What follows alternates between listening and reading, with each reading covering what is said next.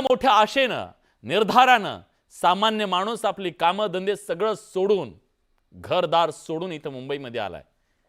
त्यामुळे या आंदोलनाचं गांभीर्य सगळ्यांनी लक्षात घेणं गरजेचं आहे। या काही हुल्लड काही म्हणतोय मी काही हुल्लडबाजांमुळे आंदोलनाचं गांभीर्य हरवतंय का? विलास दादा, मी आझाद मैदानावरती आहे आणि एक जबाबदार मराठा समाजातला एक आंदोलक आहे। या सगळ्या प्रश्नांचा एक अभ्यास असणारा एक तरुण आहे। आम्ही स्वतः इथे फिरतोय, बघतोय। जे आपण एकदा थोड्या वेळापूर्वी प्रश्न उपस्थित केला की जे 2 दिवस गर्दीमध्ये जी अनागोंदी होती, थोडं बहुत अनागोंदी शब्द योग्य नाही, पण थोडीशी असुविधा झाली, त्यामुळं आंदोलक नाराज होते। आम्ही येणार आहोत हे सरकारला माहिती असताना सुद्धा एकतर तुम्ही सुरुवातीला परवानगी नाकारली, पुन्हा कोर्टात तो विषय झाला, परत परवानगी दिली, आम्हाला स्टेज सुद्धा नव्हतं जरांगे पाटलांना बसायला, आम्ही कसं तरी ते केलं, बट टॉयलेट आजूबाजूला नव्हते। तुम्ही आतमध्ये जायला बाकीच्या गोष्टी सगळे निर्बंध होते। मग असं जर काही सरकार आम्ही 2-4 महिन्या आधी जाहीर केलेलं असताना असं वागत असेल, त्याचा जाब विचारला ना सरकारला योगेशजी, त्याचा जाब विचारला सरकारला आणि विचारणार त्याच्याबद्दल। पण ज्या पद्धतीने आता हे सगळं सुरू आहे, माझा प्रश्न काय, तुम्ही आज बघितलं असेल सीएसएमटी मध्ये किती हाय टेन्शन वायर वर असते ज्याच्यावर लोकल चालते, किती करंट असतं त्याच्यामध्ये। जेव्हा मुलं खालून वर फेकली जात होती, उद्या कुणाचा जीव गेला ते मायबाप तिथं काळजावर दगड ठेवून या लेकरांना इथं पाठवतायत। जीव गेला तुम्ही कुणाला जबाबदार धरणार आहे? सरकारला धराल, व्यवस्थेला धराल, सगळ्यांना धराल ना। याच्या हे जे दृश्य आहे बघा, तिथं हाय टेन्शन वायर आहे, तिथं वर किती करंट असतं, माणसाचा क्षणात कोळसा होतो। तो कालचा व्हिडिओ आहे, कधीच असू द्या, काल रात्री आपले कमिशनर साहेब आले होते रेल्वेचे आणि इथले काही अधिकारी लोक आले होते मनोज जरांगे पाटलांच्या पेशी। त्यावेळेस मी स्वतः तिथे उपस्थित होतो आणि त्यांनी तो मुद्दा उपस्थित केला होता की असं असं मुलं थोडस हे करतायत आणि ते आहे जरांगे पाटलांनी त्या सगळ्या तरुणांना आदेश केला की बाबा तुम्ही करंट लागल, तुम्ही असं वागू नका, तुम्ही हे करू नका, त्यांना ते समज दिलेलं आहे। माझं तुम्हाला एक दादा विनंती आहे की आज बऱ्याच आता इथे व्हिज्युअल्स आहेत की मराठा समाज असं हुल्लडबाजी करत असलेले आपण दाखवायला लागलो आता तुमच्या इथे, पण आपल्या याच्यामध्ये असे व्हिज्युअल ऍड झाले असते तर आम्हाला बरं वाटलं असतं। महिलांवर असं बोलले किंवा मराठ्याच्या मुलांनी देवेंद्रजींचं मी स्टेटमेंट ऐकलं की महिलांवर असं करणं योग्य नाही। जे खरे खानदानी आंदोलक आहेत ना साहेब, खानदानी, ते लोक काय करायला बघा का, विदेशी पर्यटक सुद्धा, मी तुम्हाला व्हिडिओ दाखवतो माझ्या दुसऱ्या फोन, विदेशी पर्यटकांना सुद्धा सोबत घेऊन त्यांना सामील करायला, त्यांनी ते किती आनंदानं मराठा, एक मराठा लाख मराठा म्हणायला लागलेले आहेत। तुम्ही बघा, मी हे असे व्हिडिओ कधी दाखवले चालले नाहीत आमच्या मराठा समाज। अजून एक तुम्हाला व्हिडिओ दाखवतो। आता एक कोणीतरी एक पत्रकार आहेत, त्यांनी लोकलमध्ये फिरायला गेले आहेत आणि त्यांनी त्या रॅन्डमली सगळ्या लोकांना विचारतायत की बाबा मराठा आंदोलकांचा तुम्हाला त्रास होतोय का, तर त्या महिला आहेत त्या म्हणतायत की त्या त्यांचं काम करायला आहेत, त्यांनी चांगल्या पद्धतीनं तो व्हिडिओ कुठं दाखवताय तुम्ही? चॅनलवरच दाखवता ना? हा, मी चॅनल दाखवतो, काय करताय तुम्ही? आता तुम्हाला नाही तुमच्या चॅनलवर नाही, आमच्या नाही, फेसबुकला टाकायला। हे अन्यायकारक आहे, हे अन्यायकारक आहे। तुम्ही जर ऐका माझं, नाही, हे अन्यायकारक आहे। गेली 2 वर्ष मराठा समाजाची प्रत्येक वेदना आम्ही दाखवली, तुम्ही लगेच आम्हाला टार्गेट नाही करू शकत। अशा प्रकारे तुम्ही असं नाही करू शकत। जे चूक आहे त्याला आम्ही चूक म्हणणार, चूक झालं तर चूक आपण सुधारावी लागेल आपल्याला ती। आम्ही मान्य करतोय ना, आम्ही 100% मान्य करतोय, परंतु आमची विनंती आहे तुम्हाला सगळ्यांना की बघा आमचे मुलं आम्ही आमचे सांगायला लागलो आमचं तुम्हाला की खानदानी जे आंदोलक म्हणून आलेले आहेत, मनोजदादांचा आदर्श मानणारे लोक आहेत, हे सगळे कचरा वगैरे सुद्धा उचलायला लागलेले आहेत। आणि आमची तुम्हाला सगळ्यांना विनंती आहे, आम्ही कायदा पाळणारे, शांततेत राहणारे, ह्या देशावर प्रेम करणारे, ह्या राष्ट्रावर प्रेम करणारे मराठी आहोत। या राष्ट्राच्या स्वातंत्र्यासाठी आमचं सर्वोच्च बलिदान देणारे आम्ही मराठी आहोत। कायदा व सुव्यवस्था राखावा ह्यासाठी आम्ही आंदोलकही प्रयत्न करायला लागलेला आणि समाज हिचा ऐकतोय। पण माझी विनंती आहे सरकारला, समाजाच्याही भावना आहेत, काही काळापुरतच ते आपण कंट्रोलमध्ये ठेवू शकतो। जरांगे पाटील सुद्धा काही काळापर्यंत विनंती करू शकतील, अरे तुम्ही आमच्या हक्काचा आरक्षणाचा विषय सोडवा, आमची तुम्हाला विनंती आहे। हे आम्ही सगळे ह्या सरकारला घेऊन नाही गेलो तर आमचं नाव तुम्ही बदलून ठेवा। मी विचारतो, योगेश मी विचारतो, आहेत का आपल्यासोबत आता अजित चव्हाण आहेत का? अजितराव, आवाज येतोय का माझा? यस विलासजी, आपला आवाज येतोय। अजितराव, आज ही जी सगळी परिस्थिती निर्माण झालेली आहे, जे दिसतंय आज मुंबई मधलं चित्र, तुमची जबाबदारी नाहीये ही?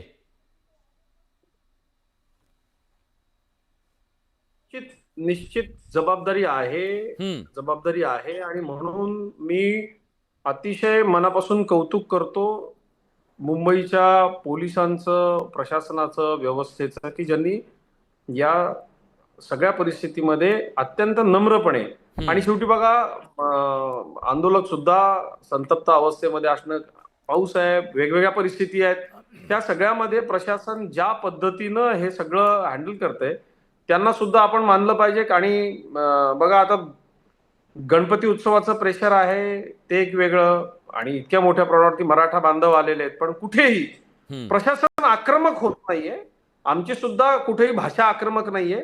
म्हणजे मी पुन्हा अगदी दरवेळी ते सांगितलंय की मनोज जरांगेंचा सुद्धा सुरुवातीला अगदी तोल सुटला होता. ते अद्वा तद्वा बोलत होते, परंतु सरकारच्या वतीनं अतिशय नम्रपणे त्याला सगळ्याला उत्तर देण्याचं काम सुरू आहे.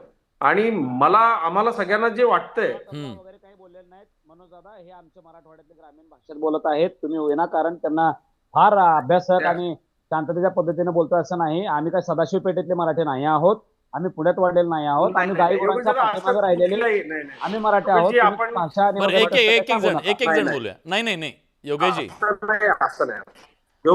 योगेशजी, आपण कुणालाही हिणवण्याकरता आलेलो नाही. तुम्हालाही माहितीये, मलाही माहितीये, आपण सरकारकडनं 2 वर्ष सातत्यानं प्रयत्न करून मराठा समाजाचे इतके मोठे प्रश्न सोडवून घेतले. देवेंद्रजींमुळे, एकनाथ शिंदे साहेबांमुळे 17-18 हजार लोकांचे अडकलेले सर्टिफिकेट्स आपल्याला मिळाले. 1061 लोकांची नियुक्ती मिळाली. ईडब्ल्यूएस गेले, ट्रान्झिटमध्ये असलेल्या मुलांचे प्रश्न सुटले. आपण जर त्यांना शिव्या देणार अजितराव, पुन्हा मराठा समाजाचं काम सगळ्यांना माहिती आहे. चूक काय केलाय, अजितराव, चूक काय केलाय, आम्हाला चौथा दिवस आहे, चौथा दिवस आहे आंदोलकांचा, आंदोलन उपोषणाचा चौथा दिवस नाही आहे. हिणवलं पाहिजे. चौथा दिवस आहे उपोषणाचा चौथा हिणवलं दिवस आहे. कोणालाही नाही पाहिजे. काय चर्चा पुढे जाते हे कळत नाहीये लोकांना. लोकांच्या मनातली अस्वस्थता चुकीची आहे का? लोकांना कळलं पाहिजे पुढे चर्चा अजिबात काय होते, चुकीची मार्ग नाहीये, निघतोय का काय नाही, ते डेडलॉक का आहे, संवादाचा अभाव काय? या सगळ्यामध्ये एक गोष्ट आपण लक्षात घेतली पाहिजे की ज्या पद्धतीनं आता सध्या संविधानिक चौकटीत हे कसं बसेल त्याच्या बाबतीमध्ये चर्चा सुरू आहे. मंत्रिमंडळाची एक उपसमिती याकरता राज्य सरकारनं नेमलेली आहे.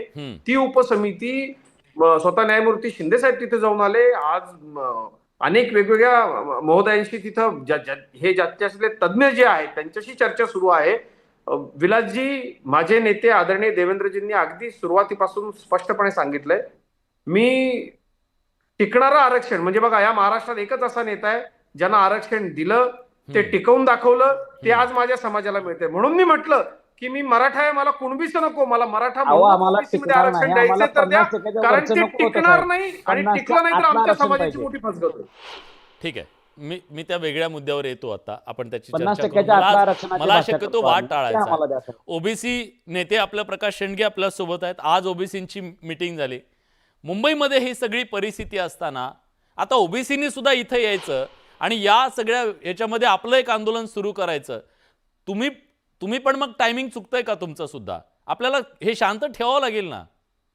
तुम्ही आताच आम्हाला पण यायचं असा इशारा देणं हे कितपत योग्य आहे? नाही, कसं आहे की हे आंदोलन गेले 4 दिवस आम्ही वेट अँड वॉचच्या भूमिकेत होतो. हां, आम्ही आंदोलनाची भूमिका आम्ही आज घेतलेली आहे. बरं. ज्यावेळी हे आंदोलन सरकारच्या ह्याच्या पलीकडे गेलं, नियंत्रणाच्या, आणि जरांगे पाटलांच्या सुद्धा नियंत्रण पलीकडे गेलं आहे, त्यांचंसुद्धा ते सांगून थकले, त्यांची प्रकृती ठीक नाही आहे. अशा अवस्थेत ते आव्हान करतायत. एकदा नाही, दिवसातून 5-6 वेळा आव्हान करतायत, पण आंदोलक काय त्यांचं ऐकायच्या मनस्थितीत नाही आहेत. असं एवढं मोठं आंदोलन ज्यावेळी त्यांनी 4 महिन्यापासून त्याची तयारी केलेली आहे, त्यामुळे किती लोक येणार आहेत, काय किती लाख लोक येणार आहेत, किती गाड्या येणार आहेत, याची कल्पना जरांगे पाटलांना नक्कीच होती. त्यामुळे ती कल्पना जी आहे आणि प्रशासनानुसार ती कल्पना येणं आवश्यक आहे. त्यामुळे नियोजनाचा अभाव जो आला की कुणी कुणाचं ऐकत नव्हतं, कुणाला कोणा माहीत नव्हतं, किती आंदोलक येणार आहे कुणाला माहीत नाही, आणि अचानक हा लोंढा जो आला आणि त्यामुळे प्रशासन हतबल झालं. जरांगेचं कुणी ऐकायला तयार नाहीये. आणि म्हणून आज कोर्टामध्ये ऐका ना, त्याचं होऊ द्या. एक मिनिट. त्यामुळं आज नाईलाजानं शेवटी कोर्टामध्ये हा विषय न्यावा लागला आणि शासनाला, प्रशासनाला कोर्टाला विनंती करायला लागेल की तुम्ही समजणे आंदोलन करा म्हणून. हे पहिल्यांदा असं घडतं एखादं आंदोलन सुरू असताना म्हणजे कोणता शासन मोठा हातबल विषय दिसलंय जातो. आज शासन हातबल दिसलं. म्हणून आम्ही आज ही बैठक घेतली हा. की दोघेही हातबल झाले. हम्म. इथं मुंबईकरांचा इथे वेठीत धरण्यात आलेला आहे. सगळी दक्षिण मुंबई हम्म. जी या मुंबईकरांना अख्ख्या काही देशाची त्रास आर्थिक नाही, तुम्हाला राजधानी काय आहे, त्रास आहे? आर्थिक तुम्ही नाड्या तिकडे इथं आहेत बसून कसं काय करायला आणि लागलाय? तिची मुंबईकरांना बदनामी काही सगळ्या त्रास देशभर नाही. होत आहे. आणि आज हे तुमचा आंदोलन संबंधच नाही. आम्ही हातबलता संविधानिक पद्धतीने हातबलता आरक्षण सरकार योगेशजी. बघून शेवटी योगेशजी. सरकार काय त्रास आहे त्याचा? योगेशजी मला योगेशजी मला बोलू द्या. पद्धतीने सुरू आहे मुंबई तुमच्या भावना मला समजतायत, पण आमच्या ओबीसीच्या भावना पण ऐकण्याची मनस्थिती आपण ठेवली पाहिजे ना. ऐकतो ना, शेवटी पण तुमचं गरिबांचं बोलत नाही ना. आरक्षण आहे, आम्ही हे परवानगी तुम्ही घेऊन ऐकून घ्या. आंदोलनाला आलो ना. आम्ही आमचं परवानगी म्हणणं घेऊन तर आंदोलनाला ऐकून घ्या आम्हाला नाही तुम्ही. नाही त्यांचं म्हणणं पूर्ण होत्या, मी तुम्हाला वेळ देतो. हा.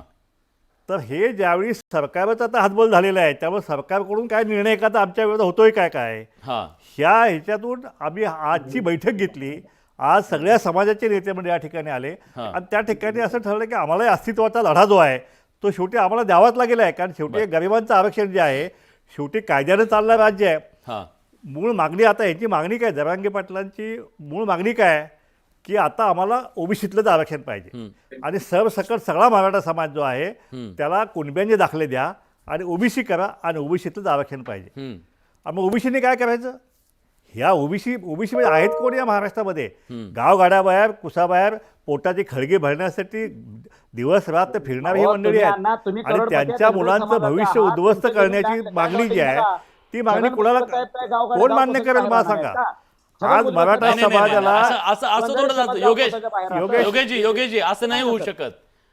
योगेश माझा आहे. प्रकाश अण्णांचं नाव घ्यायचं आणि छगन भुजबळांचं नाव घ्यायचं आणि तुम्ही ओबीसी नाहीत असं म्हणून नाही होऊ शकत. दादा मी असं नाही म्हणत. हा हे असं लोकं नाहीये. फक्त नाव घेतात, हे दोन त्यांना श्रीमंत मला असले म्हणजे वाटतं सगळे नाव बाकीचे घेतात. श्रीमंत आहेत असं होत नाही. आणि मराठा मराठा समाजातल्या समाज 4 लोकांकडे श्रीमंत कारखाने आहेत म्हणजे सगळा मराठा समाज श्रीमंत अगदी आहे असंही बरोबर होऊ आहे. शकत नाहीये. अगदी त्यामुळे ही बरोबर आहे. मांडणी अशी वरवरची हवेत अशी नाही करायची. आपण मांडणी व्यवस्थित करूया.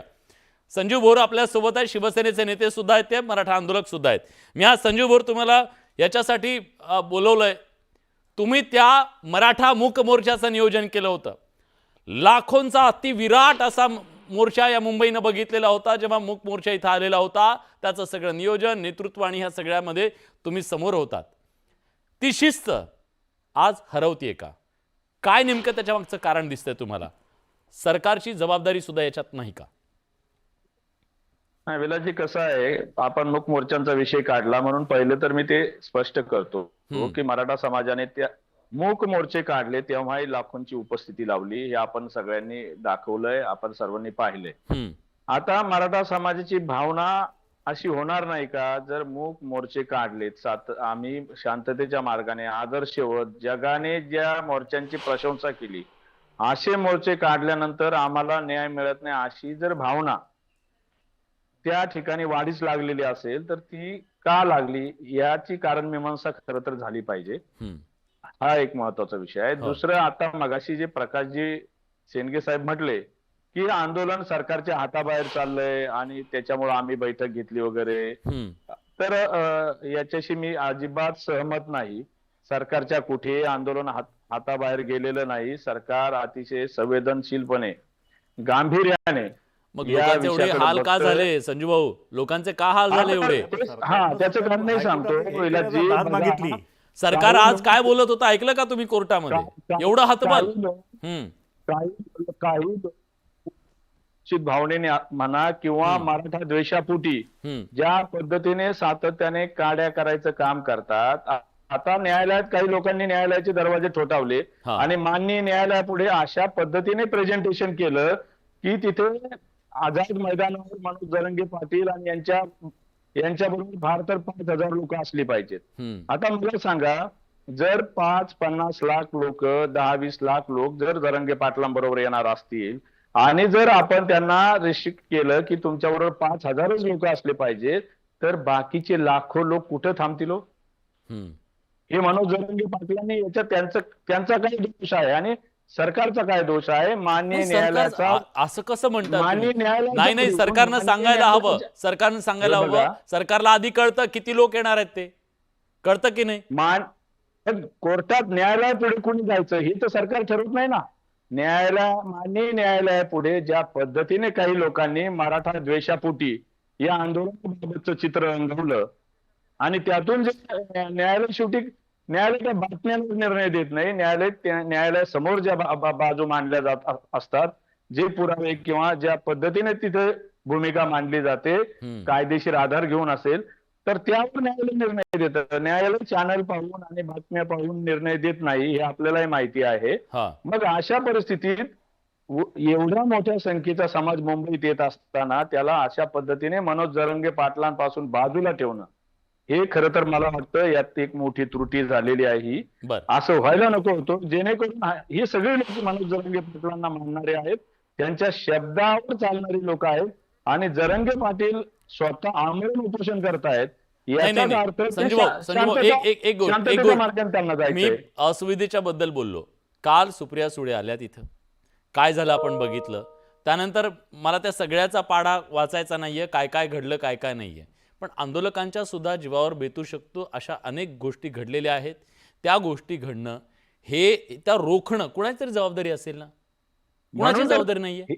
सगळ्यांनी हात वर करायचे. कोर्टाने म्हणायचं आमचं नाही, आंदोलकांनी म्हणायचं आमचं नाही. उद्या जर इथे एखादी चुकीची गोष्ट झाली त्याला जबाबदार कोण आहे? ही मुंबई आहे, तुम्हाला माहिती आहे. आणि प्रतिक्रियेला आपण महत्व देतोय. मूळ कारण काय आहे तर आंदोलक आझाद मैदानच्या बाहेर जर न राहता ते जर मनोज जरांगे पाटलांच्या समोर ते आझाद मैदानावर राहिले असते तर सुविधा टाळता आल्या असत्या, कदाचित तिथे सुविधा पुरवता आल्या असत्या. आंदोलकांकडून जे काय आरोप होत आहेत, मी त्याला आरोपच म्हणेल, त्याच्यात किती खरं आहे, तथ्य आहे, हा संशोधनाचा भाग आहे. हे